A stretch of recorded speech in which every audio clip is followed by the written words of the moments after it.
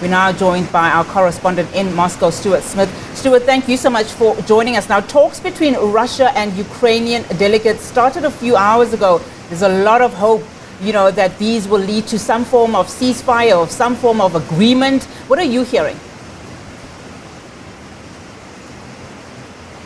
Well, there's a lot of hope, but certainly not amongst the Ukrainian side. They're very concerned that this won't lead to any positive outcome. The Ukrainian President Volodymyr Zelensky, he said that he does not really believe in the outcome of this meeting, but is willing to give it a try. And the reason being, Russia and Ukraine are starting out with very, very different positions. Russia says it's willing to talk for as long as necessary and hasn't publicly outlined its negotiating position. But we know Russia will be keen that Ukraine recognizes Russia now owns Crimea, recognizes those separatist regions as independent, removes all Western military equipment from its territory, and withdraws its request to join NATO. Compare that to Ukraine's statements earlier that it's not willing to give up 1 inch of its territory. And also, in one other major factor is that Russia seems to disregard the legitimacy of the current Ukrainian government. The Russian President Vladimir Putin called them drug addicts and neo-Nazis. So it's not clear, even if all of that could be negotiated through,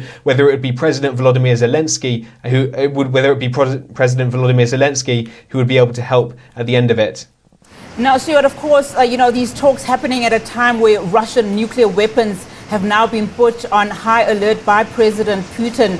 We know that, in 2020, Putin approved so-called basic principles that would justify Moscow releasing nuclear weapons. Take us through to the events that led us to this decision. I mean, right at that crucial time when these talks were then scheduled.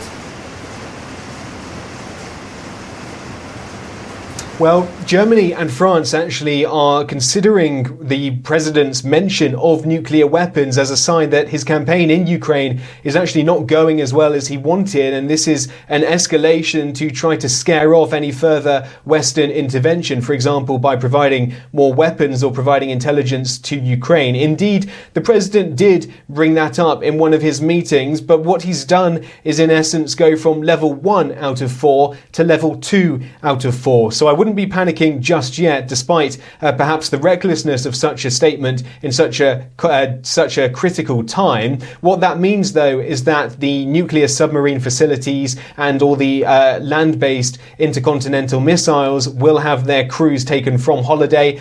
People will come back from leave if they're off, and they will be revising the nuclear drill. So it's an elevated status, but we're not yet at the highest level of nuclear threat. The European Union and the US has dismissed the comments and is not reacting, they say, because President Putin is trying to escalate matters. Now, of course, let's look at the location of where these talks are happening. I mean, these talks are said to be without preconditions, but they are happening in Belarus, a country where, in fact, in the border of Belarus and Ukraine, but this is a country that, Ukraine has said is complicit in the invasion that we are seeing of Russia, into Ukraine. Talk to us about, just the importance of the location and the mediation process, of the meeting itself. And of course, we know that these are just delegates, these are officials, and the two presidents are in fact not in that meeting.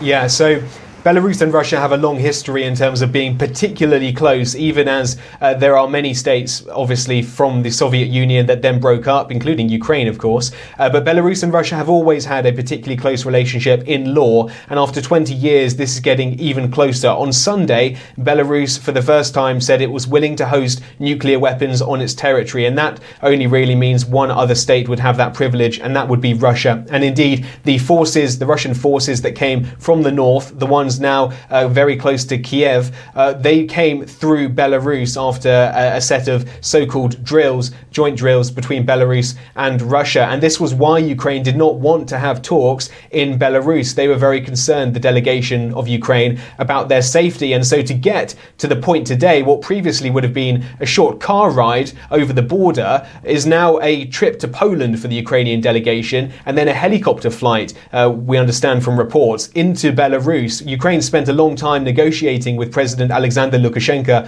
of Belarus to make sure he could guarantee their safety in coming to Belarus. And indeed, it's not been Minsk chosen as the location. It's a small region in the southeast corner, which notably borders both Russia and Ukraine. So in that sense, making it a very perfect location geographically. In terms of the delegation that's being sent, we can get a sense of the level of this meeting. The highest Ukrainian official is the defense minister, not the foreign minister, not the president, but with the defense minister of Ukraine, he's also brought members of the presidential administration, the deputy foreign minister, and also one lawmaker from the Ukrainian parliament to start things off. Of course, this is just the first meeting between Russia and Ukraine. If things go well, I think we can expect to see higher level meetings, but this just kicks things off.